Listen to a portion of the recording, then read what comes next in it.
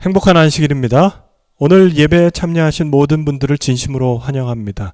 하나님의 약속하신 은혜와 축복이 여러분들에게 풍성하게 임하기를 기도합니다. 우리 다 같이 묵상 기도로 안식일 예배 시작하겠습니다.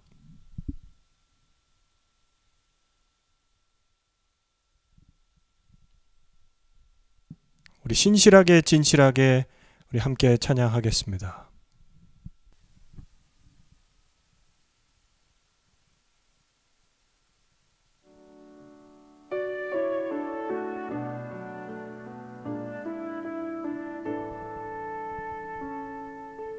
신실하게 진실하게 거룩하게 살게 하소서. 신실하게 진실하게 거룩하게 살게 하소서.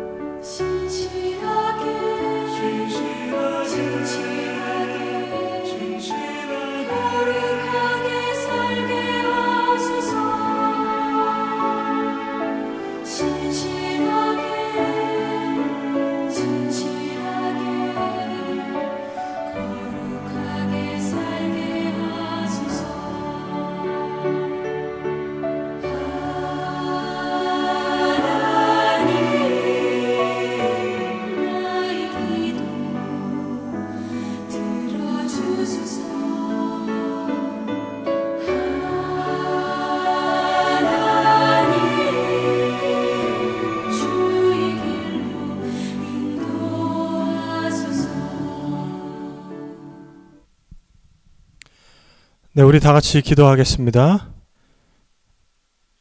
사랑의 아버지 하나님, 복된 안식일 저에게 주셔서 감사합니다. 이 안식일 예배에 참여한 모든 성도들의 마음에 성령께서 임재하여 주셔서 선포되는 말씀을 통하여 우리의 마음이 치유되고 말씀을 통하여 올바로 서는 귀한 시간 될 수 있도록 인도하여 주시옵소서.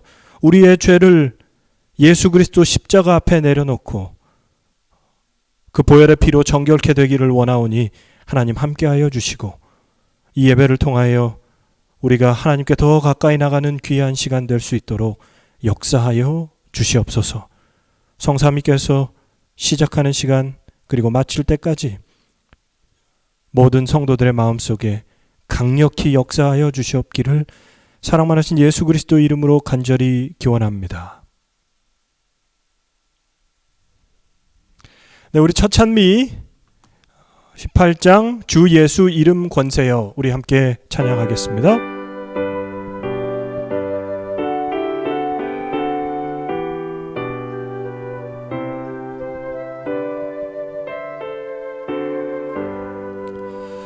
주 예수 이름 권세여 업디세 천사들 금멸유관을 드리고 만유의 주 찬양 금멸유관을 드리고 만유의 주 찬양 주 예수 찬양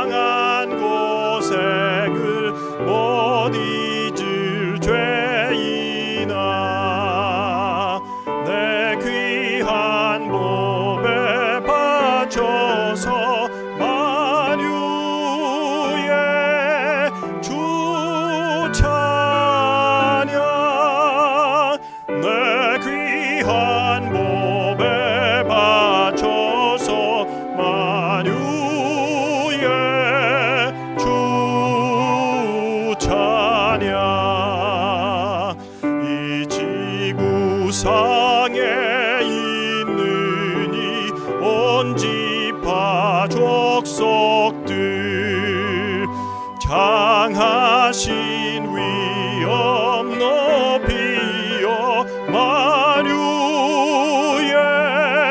주 찬양 장하신 위엄 높이여 만유의 주 찬양 저 모든 성도 다 함께 발 아래 절하고 무궁한 노래 불러서 만유의 주 찬양 무궁한 노래 불러서 만유의 주 찬양. 네, 이제는 이주연 집사님께서 대표해서 기도해 주시겠습니다. 기도가 마친 뒤에 개인 기도 시간인데요. 성도들의 건강과 생업을 위하여 임승희 집사님의 건강 위하여 기도해 주시기를 부탁드리고, 두 번째 기도 제목은 나의 삶을 전적으로 하나님께 드릴 수 있도록, 그리고 지속적으로 성령의 임재를 간구할 수 있도록 기도해 주시기를 부탁을 드리겠습니다. 우리 함께 기도 드리도록 하겠습니다. 우리 다 함께 무릎 꿇고 머리 숙여 기도 드리시겠습니다. 하늘에 계신 아버지 하나님, 우리를 사랑하시고 늘 돌봐주시니 그 은혜에 감사를 드립니다. 세상은 아직도 코로나 사태로 어수선하고 어려운 가운데 있지만 우리 교인 모두를 안전하게 지켜주시고 화면을 통해서나마 한자리에 모아 이 거룩한 안식일 예배 자리에 나올 수 있도록 은혜 내려주시니 참으로 감사를 드립니다. 이 시간을 통해 간구하옵는 것은 이 어려운 시기를 지날 때에라도 충만한 성령에 힘입어 우리 성도들의 믿음이 더욱 강건해질 수 있도록 축복해 주시옵소서. 교회의 어린이들과 청년들을 기억하셔서 그들의 믿음 또한 장성한 분량에 이르기까지 성장할 수 있도록 도와주시옵소서. 또한 육신이 허약한 성도들을 기억하시고 영과 육이 더욱 강건해질 수 있도록 은혜 내려 주시옵소서.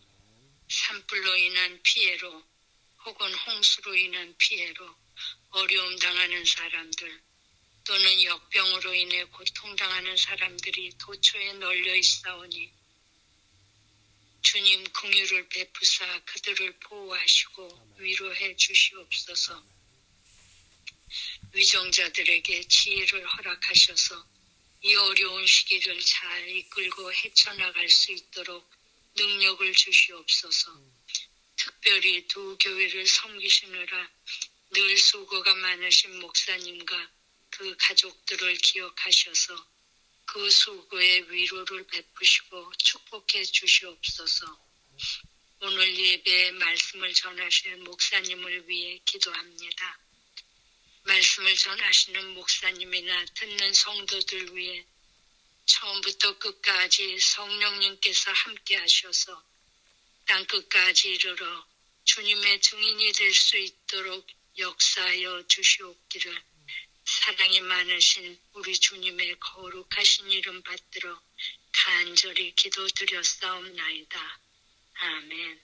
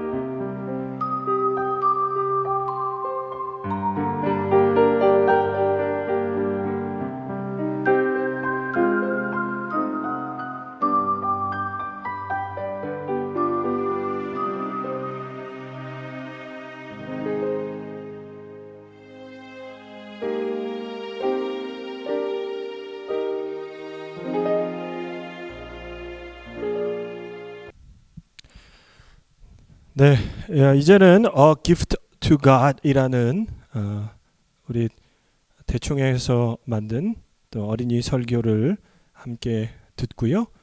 그 다음에 특별 찬양 영상 우리 함께 보도록 하겠습니다. This is Vitali. He's 10 years old and he lives in a country called Kyrgyzstan. Every Sabbath, boys and girls in Vitali's church are invited to listen to a children's story. After the story, the storyteller always asks, "Did any of you memorize a Bible verse this week?" Any child who memorized a verse gets to recite it for the whole church to hear. For the past year, 10-year-old Vitali has raised his hand and shared a Bible verse every Sabbath. Why do you think he memorizes a Bible verse each week? When a friend asked him, Vitali smiled shyly and said, "I memorize verses as a gift to God." You see, the Sabbath school teacher always reminds Vitali and the other children of something important. She says, "Every day, God gives us many gifts. What gift do you have for God today?" God has given Vitali many gifts. He lives with his loving grandparents. He has a home and a warm bed. He goes to a good school. He has food to eat. But Vitali didn't have any money or toys to give his gifts to God. He wondered for a long time, what gift can I give to God? Then Vitali thought about how well he can remember things. He decided to memorize a verse from the Bible every week. His Sabbath school teacher said this would be a wonderful gift for God. He isn't nervous anymore when he stands up in front at church because he does it every week. Vitali is one of 6 children in Kyrgyzstan who go to church every Sabbath, even though no one else in their families is an Adventist. The children stand outside their homes on Sabbath mornings and wait for the Sabbath school teacher to pick them up in her car. After church, she drives them home. These children like church so much that they go every week no matter what. When it snows a lot and other children stay in their warm homes, Vitali and the others go to church. When the weather is warm and the other children play outside, they still go to church. The pastor is glad that they're so faithful about spending Sabbath with God. In fact, little Vitali loves church so much that he told his older brother about it, and now he goes to church too. Vitali is in the 4th grade at Heritage Christian School in Kyrgyzstan. He loves his school because he gets to learn about God every day. Part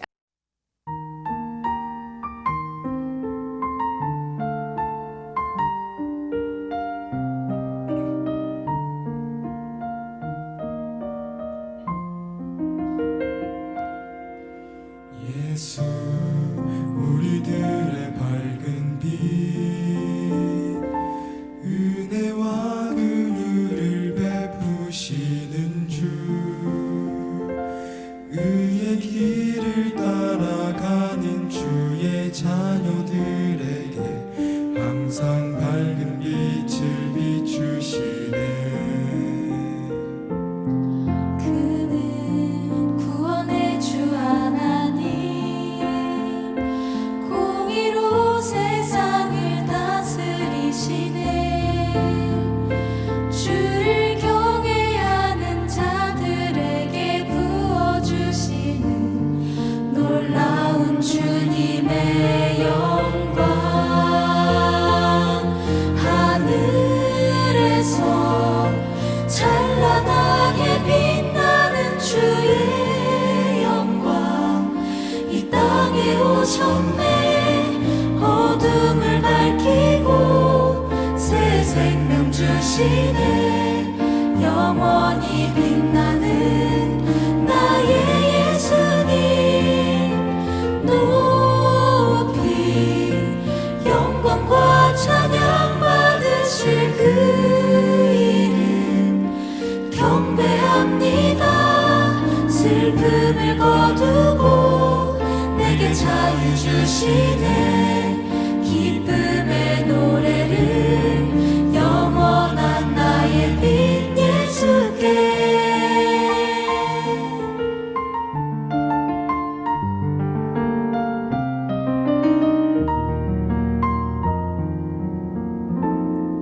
예수 우리들의 밝은 빛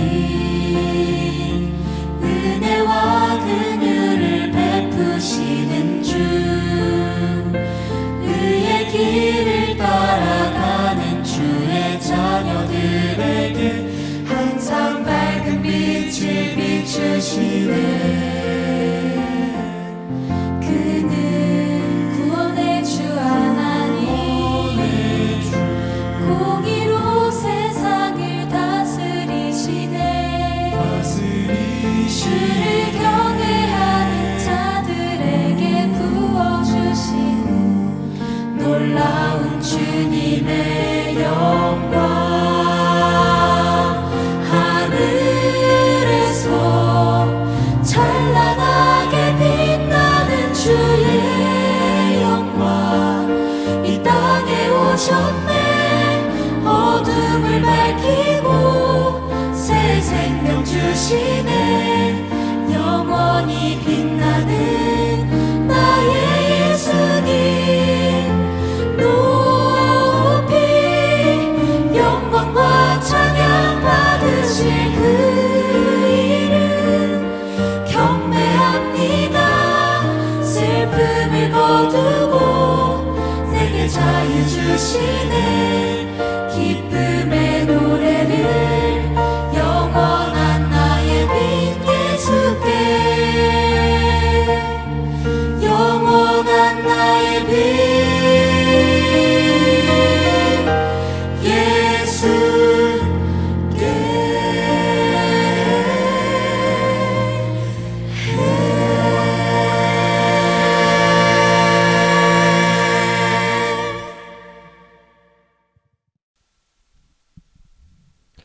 네, 성도님들 한 주간 동안 평안하셨지요?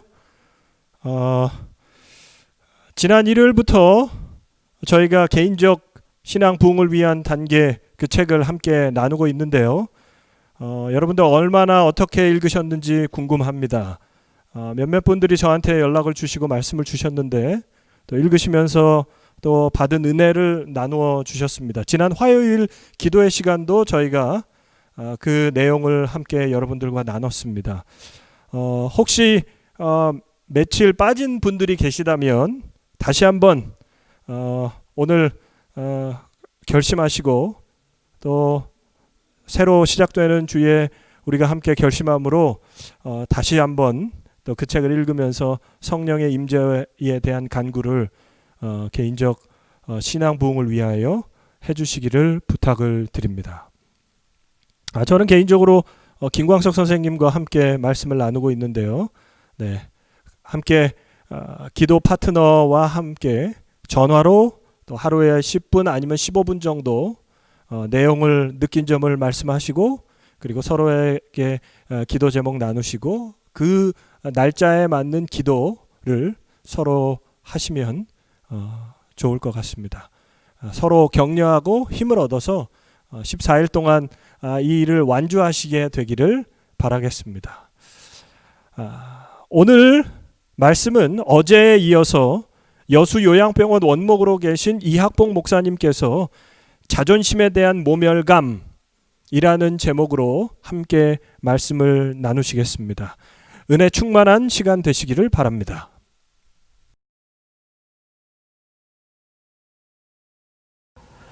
재림성도 여러분 안녕하셨습니까?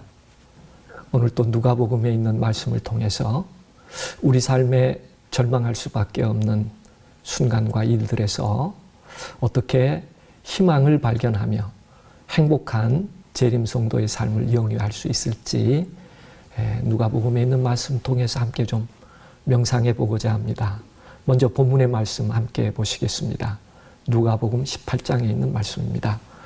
9절에서 14절인데요. 또 자기를 의롭다고 믿고 다른 사람을 멸시하는 자들에게 이 비유로 말씀하시되 두 사람이 기도하러 성전에 올라가니 하나는 바리새인이요 하나는 세리라.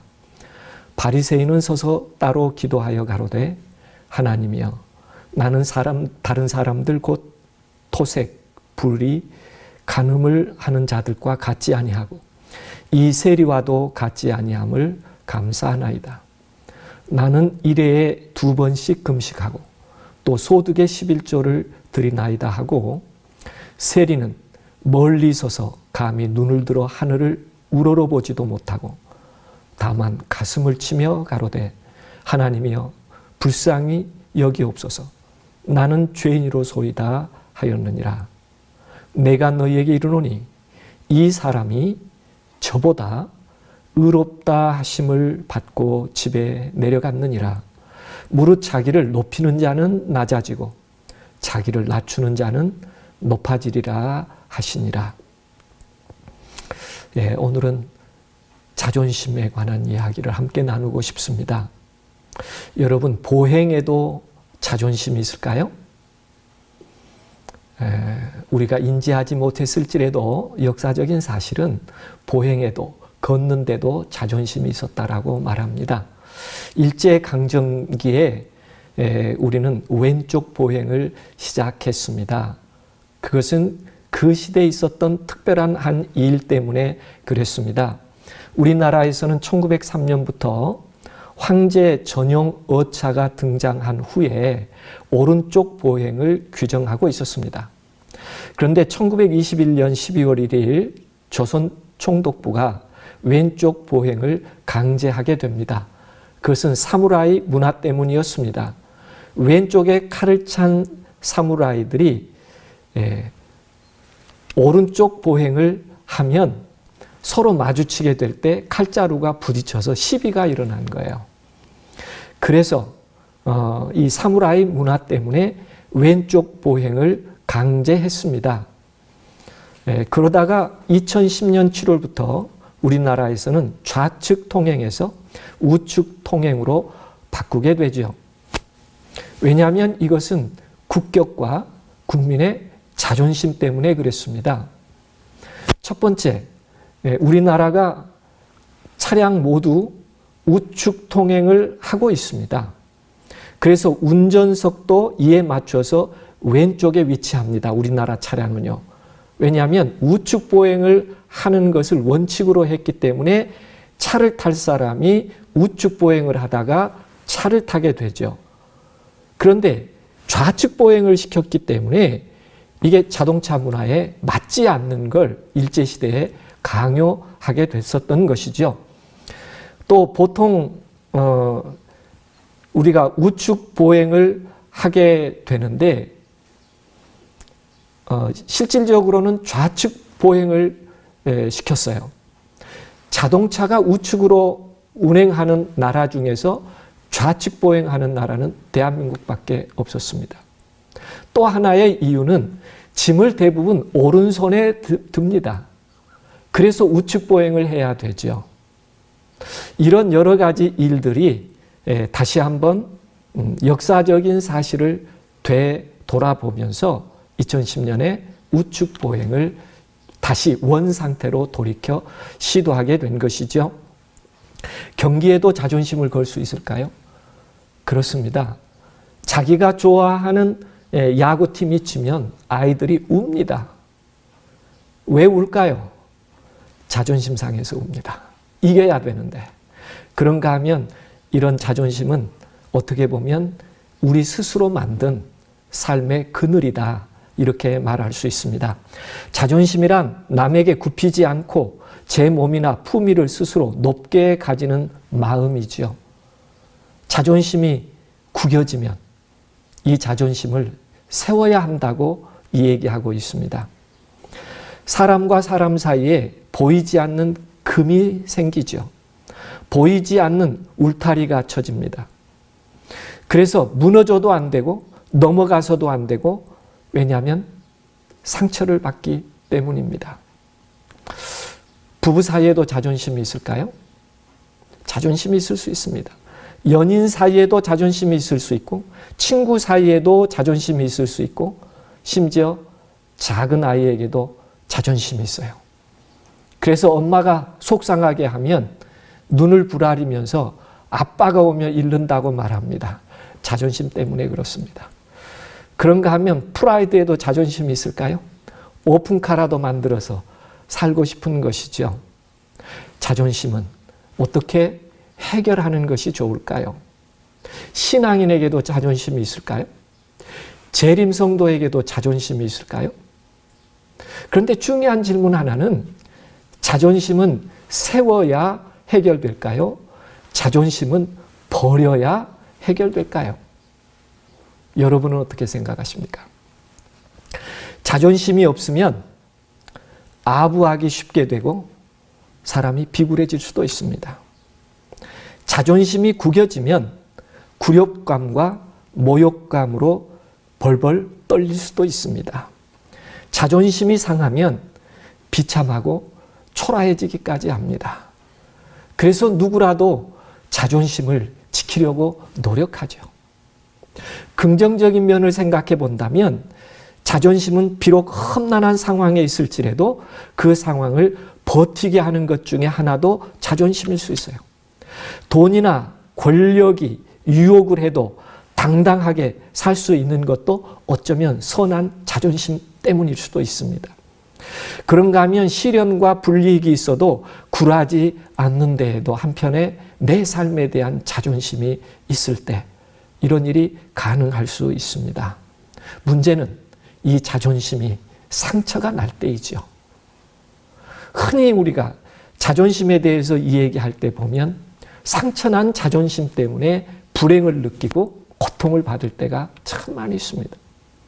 오늘 성경 본문에서 자존심은 이렇게 구성되고 표현되고 있습니다. 또 자기를 의롭다고 믿고 다른 사람을 멸시하는 자들에게, 오늘 우리 주변에 이런 사람이 있습니다. 항상 자기는 의롭다고 생각한 사람이 있어요. 그리고 다른 사람을 적절하게 무시하는 것을 자랑스럽게 생각하는 사람들이 우리 주변에 있을 수 있어요. 성도들 가운데서도 있을 수 있어요. 이런 분들 때문에 교회 안에서도 자존심이 상할 수 있습니다. 오늘 성경 본문에 그런 사람이 있는데 상황은 두 사람이 기도하러 성전에 올라갔다. 하나는 바리새인이요, 하나는 세리라고 기록하고 있습니다. 다른 사람을 멸시하는 바리새인, 그는 뽐내는 사람입니다. 그가 뽐내는 내용에 보면 그가 행한 일 때문에 뽐내는 사람이에요. 자기 스스로를 자기가 한 일로 높이는 사람이에요. 이 자체는 잘못이 없을 수 있어요. 그러나 그 모습을 볼 때 누군가가 불편을 느낄 수 있죠. 두 번째 사람은 빼앗는 사람이었습니다. 세리였으니까요. 정당하지 않는 웃돈도 챙겨내는 그런 사람이었어요. 그런데 오늘 성경 본문에 성전에 기도하러 가는 두 번째 사람은 자기를 높이는 사람이 아니라 오히려 자기를 낮추는 사람으로 기록되어 있습니다. 간략하게 정리해 보면 바리새인은 이런 세 마디의 기도를 드립니다. 하나님이여, 나는 다른 사람들 곧 토색, 불의, 간음을 하는 자들과 같지 아니하고 잘 살았다는 것입니다. 불의도 하지 않고 남의 것 토색 빼앗지도 않고 간음하지도 않고 그의 삶에 대한 자랑스러운 행위를 하나님 앞에 보이려고 하죠. 사람 앞에 보이려는 의로운 자기의 생활, 그래서 나는 다른 사람과 같지 않다는 것에 대한 삶의 긍지라고 할까요? 자랑스러운 것이라고 할까요? 뽐내고 싶은 것이라고 할까요? 그러나 그의 기도 속에는 이런 점의 부족함이 보입니다. 하나님께서 주신 의에 대한 감사는 없습니다. 내가 한 의에 대한 자랑은 있죠. 그가 무엇을 했다고는 말하지만 그가 진정으로 적극적인 사랑을 했다고 하는 이야기는 포함되어 있지 않습니다. 적정선에서 간음하지 않고 토색하지 않고 뭔가를 안 했기 때문에 그는 의롭다고 생각하며 진정으로 했어야 한 일에 대해서는 침묵하고 있습니다. 두 번째, 그는 종교 생활에 대한 감사를 합니다. 2번씩 금식하고 소득의 11조를 드렸다고 얘기하고 있습니다. 이 자체에 큰 문제가 있는 건 아닙니다. 그럼에도 불구하고 그는 그 모든 것을 헌금의 행위일지라도 그가 하는 금식의 행위일지라도 그는 사람에게 보이려고 하는 것이 기쁨이었어요. 그 진정한 금식의 의, 내가 세 끼 먹을 수 있는데 그 한 끼를 가난한 자들, 한 끼를 위하여 두 손 모으는 자들을 위하여 그 한 끼를 내줄 수 있는 금식이 아니라 내 집에 세 끼 그대로 놔두고 규례에 따라서 일주일에 2번 나는 금식했다는 그 금식입니다. 금식의 진정한 이유는 내가 먹을 수 있으나 내 한 끼를 누군가에게 나누어 줌으로 하나님께서 원하는 사랑의 금식을 이루어가는 것은 아니었죠. 그는 순수하게 종교의 현상을 하나의 자기의 경험으로 자랑하고 싶은 것뿐이었습니다. 그래서 예수님께서는 이런 종교인들에게 마태복음 23장에 하루살이는 걸러내고 약대는 삼키는 사람들이라고 서기관과 바리새인에 대하여 얘기하고 있는 그 배경, 누가복음 20장에 과부의 가산을 삼키며 외식으로 길게 기도하는 이런 유형의 사람으로 표현하고 있습니다. 길거리에서 길게 기도하는 것이 문제가 아니라 진정한 그 기도의 의미가 무엇인지를 이해하지 못하고 종교의 행위로 자랑하고자 하는 그의 마음, 그것이 그의 기도 속에 있었다는 것이 문제라고 지적할 수 있어요. 세 번째는 비교로부터의 감사를 얘기합니다. 특별히 아픈 누군가를 지적해서 세리와 같지 않음도 감사합니다. 그가 바리새인으로 감사하면 바리새인으로 감사할 조건도 많을 거예요. 그러나 세리를 꼭 집어서 세리와 같지 않음도 감사합니다. 우리가 함께 기도하면서도 자존심 상할 수 있을까요? 교회에서 기도해야 하면서도 자존심 상할 수 있을까요? 나는 가난해서 내 아이 정말 학원도 잘 못하고 그러다가 대학에 떨어졌어요. 같은 교인 중에서 조금은 여유 있는 사람이 있었어요. 학원도 잘 보냈어요. 그 아들 합격했어요. 그런데 새벽 기도에 오셔서 내 아들이 합격해서 감사하는 기도만 드려도 충분할 텐데 저 최 집사님 아들은 떨어졌는데 우리 아들은 합격해서 너무 감사해요. 이렇게 기도드린다면 그 최 집사님은 그 얘기가 들릴 때 자존심 상하지 않을까요? 어쩌면 바리새인의 기도는 그런 유형의 기도였을 것입니다. 나는 이러이런 사람과 같지 아니함을 감사합니다. 나는 저 세리와 같지 아니함을 감사합니다. 언제나 우월의식을 가지고 언제나 누군가를 배제시키고 오만한 마음이 가득해서 기도를 드림에도 그 기도 속에 죄가 있는, 물론 모든 것을 악하게 나쁘게 묘사하려고 하는 뜻에서 드린 말씀은 아닙니다. 다만 그날 그 세리가 그 이야기로 자존심 상하며 아픔이 있었다는 것을 이해해 보기 위함입니다. 반대로 세리의 기도를 한번 정리해 보십시다. 세리의 기도 가운데 보면 세리는 멀리 서서 감히 눈을 들어 하늘을 우러러보지도 못하고 다만 가슴을 치며 가로되 하나님이여 불쌍히 여기옵소서. 나는 죄인이로소이다. 그는 빼앗는 사람이었어요. 다른 사람에게 지탄의 대상이었습니다.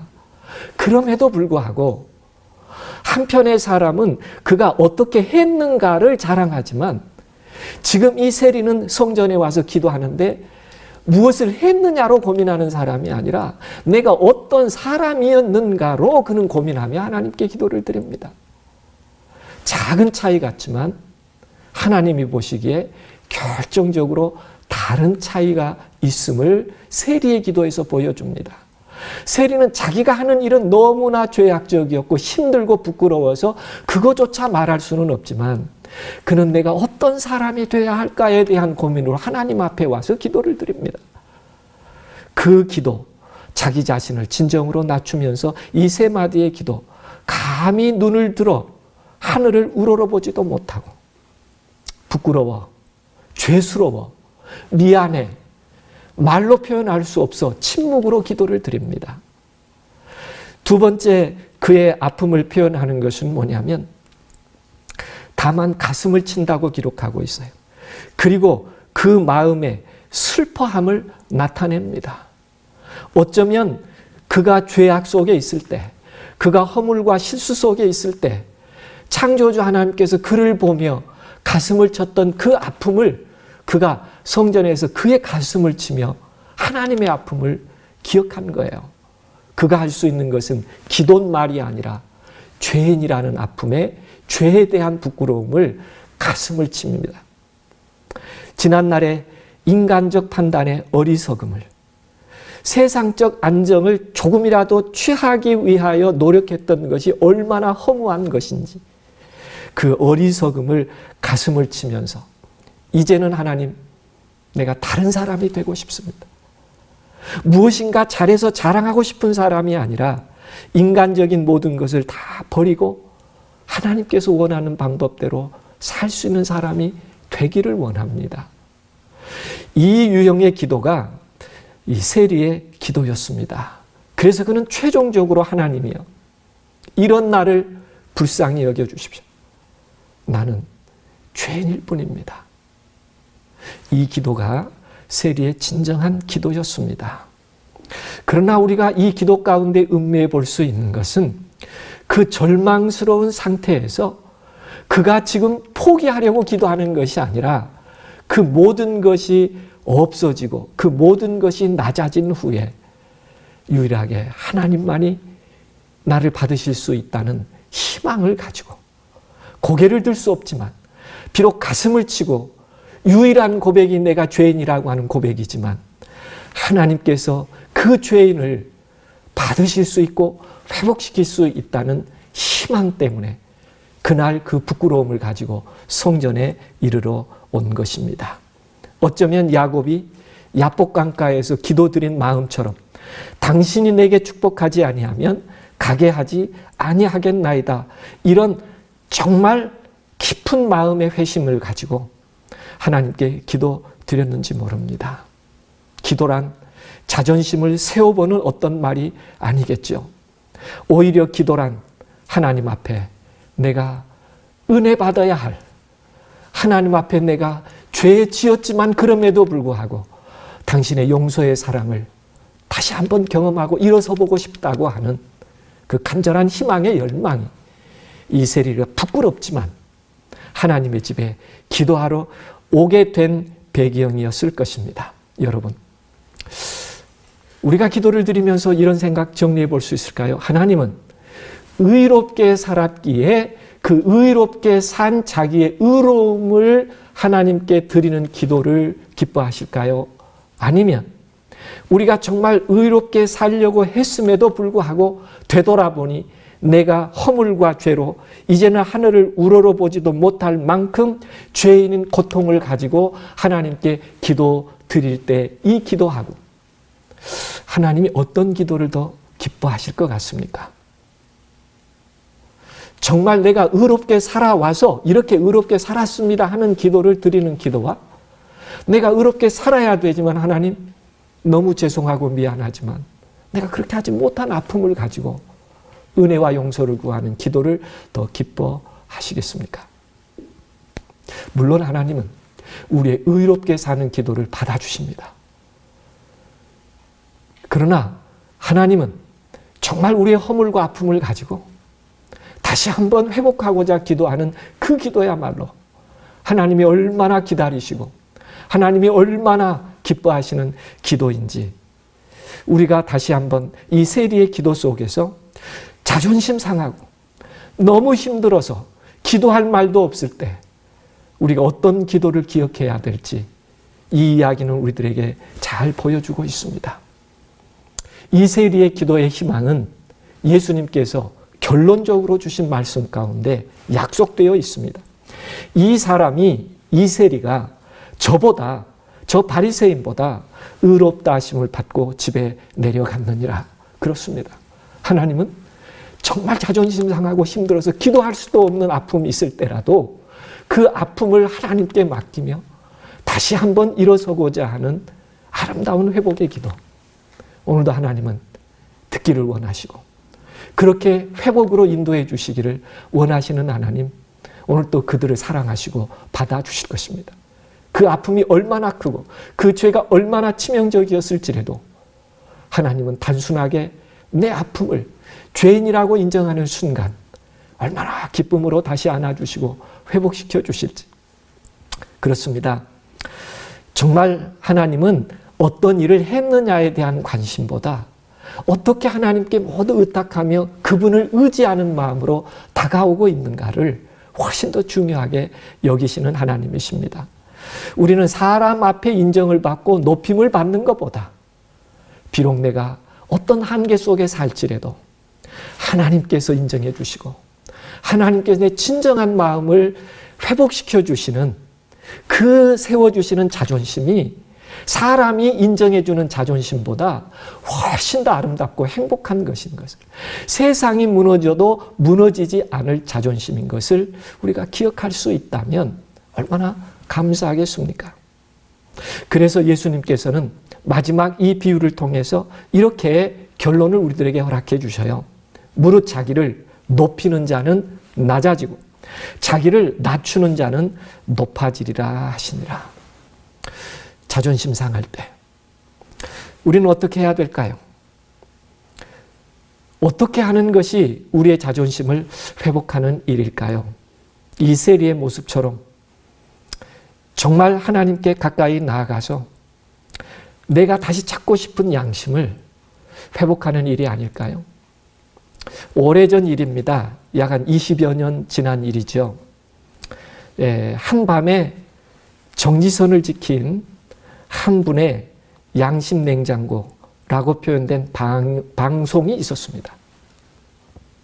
20년이 지난 작년 같은 장소에서 같은 실험을 했어요. 그렇습니다. 우리가 이 세상을 살다 보면 때로 많은 상황을 만날 수도 있습니다. 그 깊은 밤에 누가 알아주든지 알아주지 않든지 그가 마음에 갖는 적어도 지켜야 될 도덕적 선들, 우리 재림성도로서 자존심 상하지 않을 수 있는 유일한 길이 있다면 하나님께서 우리에게 주신 양심에 따라서 누가 인정해 주든지 인정해 주지 않든지 성실하게 그렇게 생애할 수 있다면 누군가 비교해서 내 마음에 상처를 주고 자존심을 상하게 한다고 할지라도 결코 흔들리지 않는 행복함으로 이 세상을 살아가며 재림성도의 본성적 아름다움을 이야기할 수 있을 것입니다. 분명히 우리가 살다 보면 자존심 상할 이유도 아주 많이 있죠. 한 젊은이는 이렇게 살았다고 얘기하고 있습니다. 실밥이 뜯어진 운동화, 지퍼가 고장난 검은 가방, 그리고 색바랜 옷, 내가 가진 것 중 해지고 낡아도 창피하지 않는 것은 오직 책과 영어 사전뿐이었다.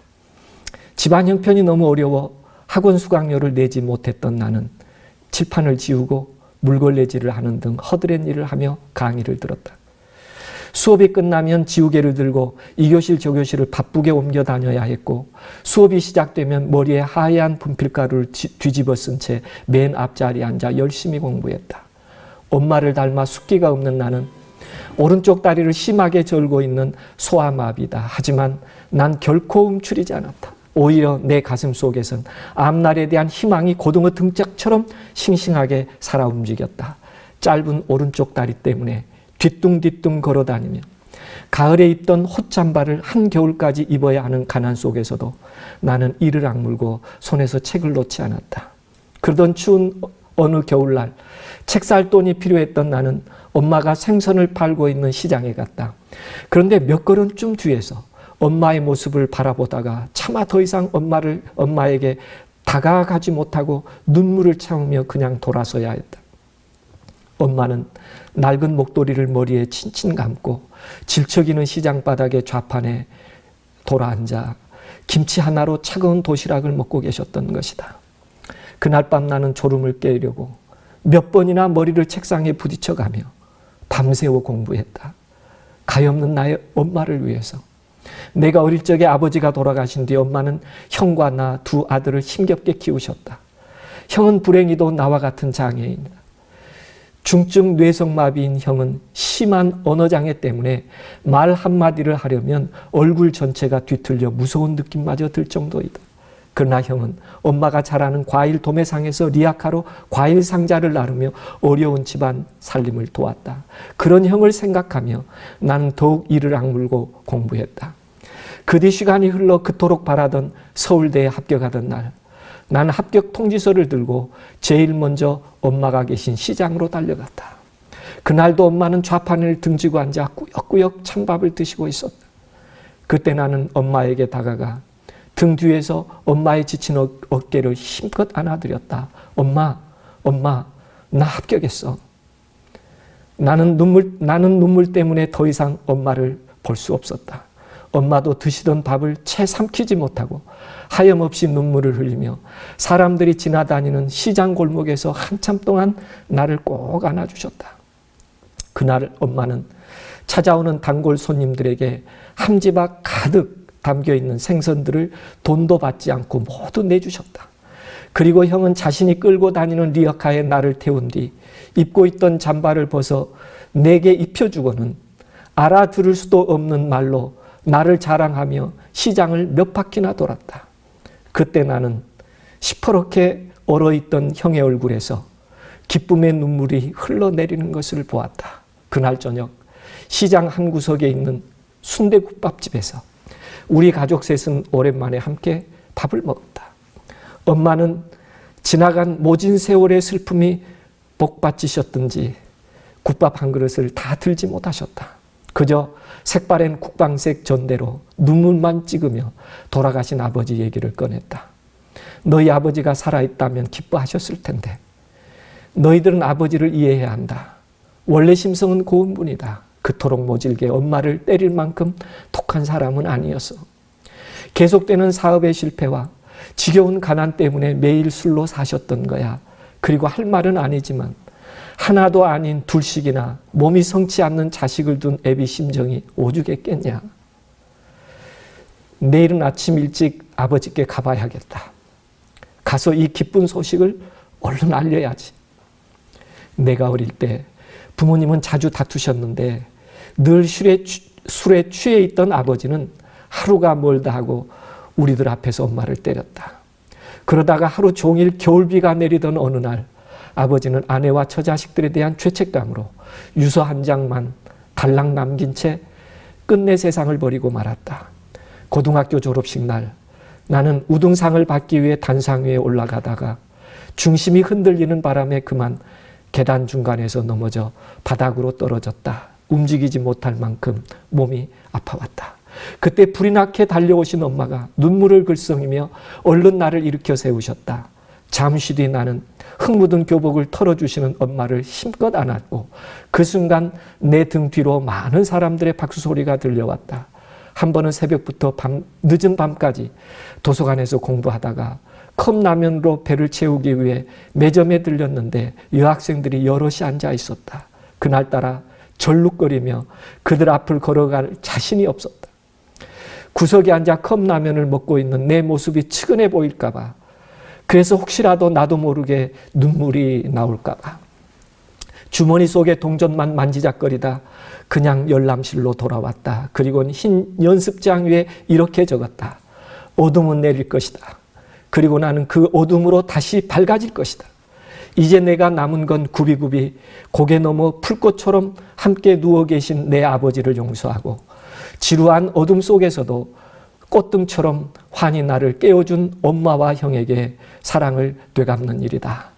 지금 형은 집안일을 도우면서 대학 진학을 목표로 열심히 공부하고 있다. 아무리 피곤해도 하루 1시간씩 큰 소리로 더듬더듬 책을 읽어가며 좀처럼 나아지지 않는 발음에 대한 희망을 버리지 않은 채.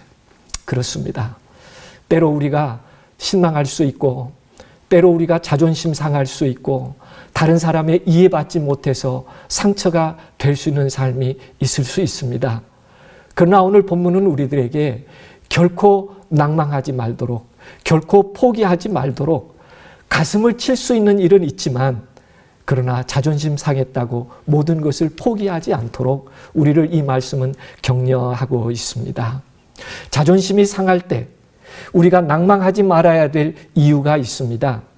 이 자존심이 상할 때 우리가 낭망하지 말아야 될 일은 단순하게 내 삶을 인정하며 이제는 그 아픔이 하나님의 역사가 되도록 하나님께 드리는 일입니다. 다시 한번 영상을 들어보겠습니다. 우리 안에 기쁨이 사라지는 순간 나도 모르는 사이에 하나님을 신뢰하는 것이 없어지고 내가 하나님이 되어버리기 시작합니다. 왜 그럴까요? 버티는 것이 힘들기 때문에 그렇습니다. 남편이 이상한 짓을 하고 마음에 안 들어요. 버티십시오. 근데 못 버티죠. 왜요? 고쳐야 되니까. 왜냐하면 버티기보다 싸우기가 쉽습니다. 버틴다는 것은요, 뭔가 믿음도 없어 보이고요, 비겁해 보이고요, 무식해 보입니다. 아무것도 없는 것 같이 보입니다. 그래서 우리는 버티지 않고 싸웁니다. 내가 옳다는 것을 증명해 주죠. 하지만 저는 여러분들에게 왜 기쁨으로 우리가 버텨야 되는지를 설명을 드릴 겁니다. 내가 하는 것이 아니라 하나님이 하시는 것들을 경험할 수 있다는 것입니다. 며칠 전에 제가 저희 아내에게 여보 참외 좀 깎아줘 얘기를 했는데 그 말투가 좀 거칠었어요. 제가 봐도 거칠긴 했어요. 저희 큰아들이 그럽니다. 허허 전도사님이 공손하게 하셔야죠. 훅 올라오죠. 그렇지만 어떻게 했을까요? 버텼죠. 그리고 잠시 후에 저희 큰아들이 뭔가 짜증나는 이설인데 아내한테 뭐라고 좀 소리를 쳤어요. 그 순간 제가 나서 야 마 너도 이럴 뻔했죠. 제가 공격할 수 있는데 버텼어요. 그 순간 저희 사랑스러운 둘째 아들이 허허 전도사님 아들이 저는 버티기만 했는데 가정 안에 하나님의 놀라운 역사가 일어났죠. 버티면요 하나님이 하십니다. 조금만 버티면 됩니다. 하나님이 하신 것을 경험하게 되는 것이죠. 내가 가르쳐주고 내가 고쳐주지 않으면 안 될 것 같죠? 됩니다. 내가 안 하면 하나님이 하시거나 하나님이 누굴 시켜서 하십니다. 그러면 그 모든 관계 속에서 우리는 새로운 깨달음을 얻게 되죠. 억울하고 힘들고 때려치고 싶고 그걸 버티면 기회는 옵니다. 때로 내가 해야 된다고 생각하기 때문에 힘듭니다. 그러나 내가 자존심 상한 일이 있다고 할지라도 조금만 하나님께 맡기시면 그 일을 통하여 하나님께서 일을 하시는 것을 보게 됩니다. 그리스도인이 자존심 상할 때 해결할 수 있는 하나님의 방법은 아무리 자존심 상했을지라도 조금만 하나님께 맡겨보시기 바랍니다. 그것이 하나님의 놀라운 역사가 되는 축복이 될 수 있기 때문에 그렇습니다. 왜냐하면 하나님은 모든 진실을 아시기 때문에 그렇습니다. 하나님은 우리의 자존심을 지켜주시는 분이시기 때문에 그렇습니다. 때로 자존심 상해 모멸감과 초라함을 느낀다면 하나님께 맡기고 잠시 오늘도 기다림 속에 주의 은혜를 바라볼 수 있게 되기를 간절히 원합니다. 그때 이 세리가 저 바리새인보다 더 의롭다고 말씀해 주신 것처럼 우리의 자존심을 하나님께서 세워주십니다. 하나님께서 해결해 주십니다. 그때까지 조금만 자존심 상했을지라도 하나님께 맡기며 그분의 역사를 기다릴 수 있는 믿음이 우리들에게 있기를 기도할 수 있게 되기를 간절히 원합니다. 저는 말씀을 줄이면서 그렇습니다. 우리가 자존심 상해 힘들 때 내가 양심에 따라 행했을까? 거기에 문제 없다면 기뻐하고 감사할 수 있게 되기를 간절히 원합니다. 비록 내가 너무 힘들고 자존심 상해서 견딜 수 없다고 할지라도 낭망하지 마십시오. 왜냐하면 하나님께서 그 아픔을 희망과 감사로 바꾸어 주실 수 있기 때문에 그렇습니다. 조금만 기다리시면 하나님께서 일을 해 주실 것입니다. 그렇습니다. 오늘 우리가 섬기고 우리가 맡기는 하나님은 우리의 인생의 진실을 아시고 우리의 진실을 받아주시는 하나님이시기 때문에 우리가 오늘 또 행복할 수 있습니다. 그리고 우리가 힘들고 죄의 한계와 아픔이 있다고 할지라도 그걸 풀어주시는 이는 내가 아니라 하나님이십니다. 그분이 할 때 가장 완전하게 해결해 주실 수 있기 때문에 그렇습니다. 때로 자존심 상해 힘들 때 하나님의 은혜를 더욱 기다리는 마음으로 의지하면서 하나님만이 주실 수 있는 온전한 편안함 속에서 다시 일어나는 저와 여러분이 되기를 주님의 이름으로 기원하며 말씀을 줄이겠습니다. 네, 말씀 감사합니다. 지금은 헌금 시간입니다. 이번 주는 교회 경비 헌금일입니다. 하나님께서 주신 것 감사와 기쁨으로 하나님께 드리시는 시간 되시기를 바랍니다. 우리 잘 아시는 대로 헌금은 다음과 같은 방법으로 드리실 수 있습니다. 교회로, 그리고 재무집사님, 강윤정 집사님에게 우편 발송을 하실 수 있고요. 그리고 어드벤티스트 기빙 온라인 헌금을 드리실 수 있습니다. 우리 하나님께 받은 것 감사함으로 하나님께 드리게 되시는 시간 되기를 바랍니다.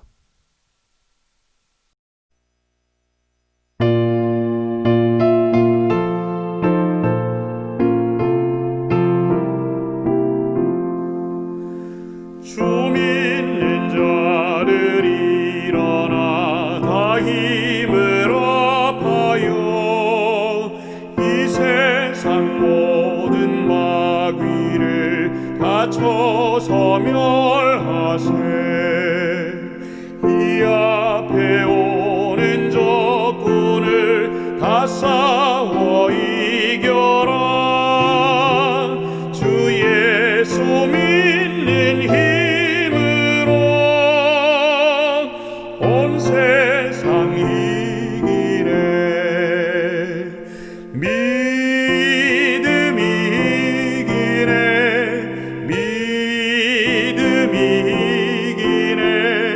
주 예수를 믿음이 온 세상 이기네.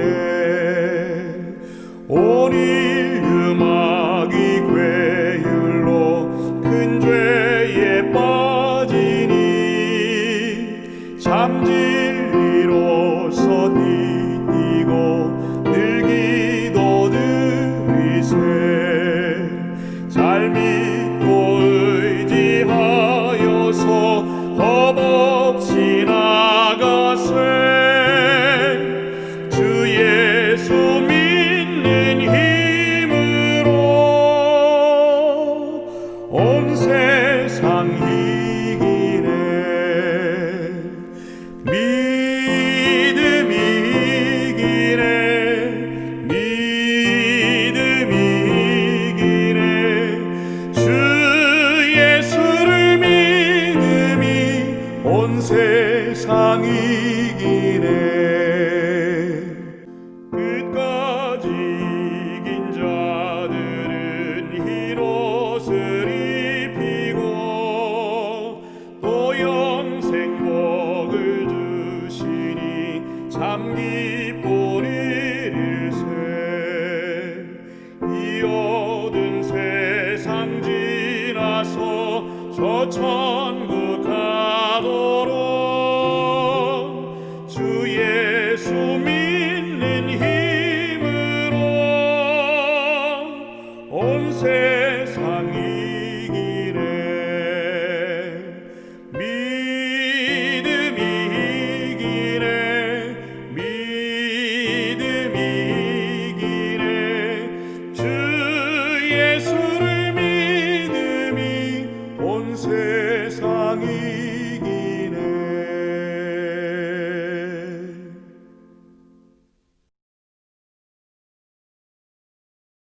은혜롭고 자비하신 아버지, 죄악 세상에 살다 나도 모르게 한이 맺히며 그 한이 쌓여 우리의 삶에 행복을 앗아갔습니다. 이제 그 한을 다시 한번 하나님께 맡기며 회복되기를 원합니다. 우리가 어떻게 맡겨야 될지도 알지 못합니다. 이 시간 저희 마음 가운데 임하시고 저희 마음의 한을 주님께서 취하여 주시고 우리 안에 하늘의 행복과 평안을 허락하여 주시옵소서. 약속하신 대로 그 한을 풀어주실 줄 믿고 다시 한번 아름다운 사랑으로 일어설 수 있도록 저희와 함께 해주시기를 사랑의 주님 예수 그리스도의 이름으로 감사하며 기도합니다. 아멘.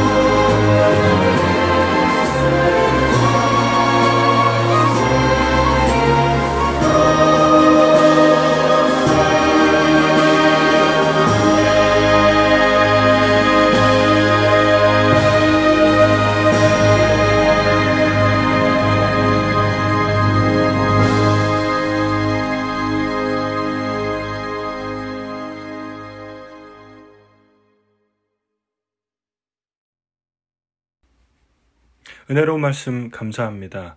이제는 교회 소식 안내 시간입니다. 예배 안내인데요. 안식일 학교 다음 주 10시 안식일 예배 11시에 진행이 되고 새벽 기도회 그리고 화요 기도회가 있습니다. 특별히 다음 주 화요 기도회는 8월 정기직원회와 함께 진행이 됩니다. 기억하셔서 교회 직원들은 함께 참여해 주시기를 부탁을 드립니다. 교회 단체 톡방을 통해서 다시 한번 광고를 드리도록 하겠습니다. 임승희 집사님께서 어제 리헵에서 퇴원하셔서 집으로 귀가하셨습니다. 집사님께서 서서히 회복 중이신 것 같은데요. 집사님의 쾌유를 위해 계속해서 기도를 부탁을 드립니다. 또한 이주연 집사님, 정영봉 장로님, 임영희 장로님, 주흥희 성도님 등 교회 어른들의 건강을 위하여 여러분 특별히 기도해 주시기를 부탁을 드립니다. 안타까운 소식인데요. 오늘 아침에 진규리 집사님 어머니께서 주님 안에서 잠드셨습니다. 오늘 아침 일찍 진규리 집사님으로부터 연락을 받았는데요. 진규리 집사님은 지난 일요일에 어머님이 위독하시다는 소식을 듣고 한국으로 귀국을 하셨습니다. 그리고 자가격리 중이셨는데요. 격리 중에 보건소 직원들과 함께 어머니를 뵐 수 있었다고 하시지만 안타깝게도 오늘 아침에 어머니께서 주님 안에서 잠드셨습니다. 우리 어머니께서 재림의 그날 우리 가족들과 함께 예수님의 재림을 맞을 수 있도록 여러분 기도해 주시고 또한 슬픔 중에 있는 유족들 특별히 진규리 집사님 위해서 기도해 주시기를 부탁을 드립니다. 하나님의 위로하심이 우리 진규리 집사님에게 또 가족들에게 함께 하시기를 기도합니다. 오늘 안내를 마치고요. 예배를 함께 하신 성도들 또 우리 다시 만나게 되는 그날까지 하나님의 특별한 은혜와 보호하심이 함께 하시기를 기도하겠습니다. 여러분 행복한 안식일 되십시오. 감사합니다.